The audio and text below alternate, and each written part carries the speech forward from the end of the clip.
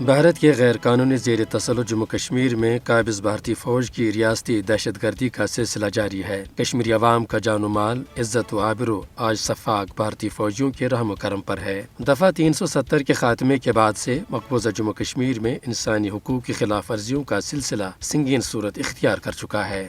مودی حکومت نے آج کشمیری عوام کی زندگی اجیرن بنا رکھی ہے اور باعزت زندگی گزارنے سمیت آج کشمیری قوم کو اپنے ہر حق سے محروم کر دیا گیا ہے۔ مقبوضہ علاقے میں ماورائی عدالت قتل، دھڑا دھڑ غیر قانونی گرفتاریاں اور نہتے شہریوں پر غاصب فوج کا بے رحمانہ تشدد یہاں اب معمول بن چکا ہے۔ RSS کی حمایت یافتہ مودی سرکار یہاں سیاسی اختلاف اور مخالف نقطۂ نظر کو دبانے کے لیے ظالمانہ قوانین کا سہارا لے رہی ہے۔ کئی عالمی اداروں اور انسانی حقوق کی معروف بین الاقوامی تنظیموں نے بھی اس متنازع علاقے میں مودی سرکار کے فسطائی ہتھ کنڈوں کا تذکرہ کیا ہے۔ در حقیقت آج مقبوضہ جموں کشمیر میں کشمیری عوام کو BJP سرکار کے ہندوتوا ایجنڈے کے باعث شدید مشکلات و مصائب کا سامنا ہے۔ قابض انتظامیہ یہاں بندوق اور بلڈوزر کے سہارے کشمیری عوام کو اپنی ہی سرزمین پر بے بسی اور بے کسی کی زندگی بسر کرنے پر مجبور کر رہے ہیں۔ دراصل عالمی برادری کی مجرمانہ خاموشی کے سبب آج مودی حکومت کو کشمیری عوام کے حقوق پر ڈاکہ ڈالنے کے لیے کھلی چھوٹ مل چکی ہے۔ تاہم بھارت انوچھے ہتھ کنڈوں سے کشمیری عوام کے جذبہ آزادی کو ہرگز دبا نہیں سکتا۔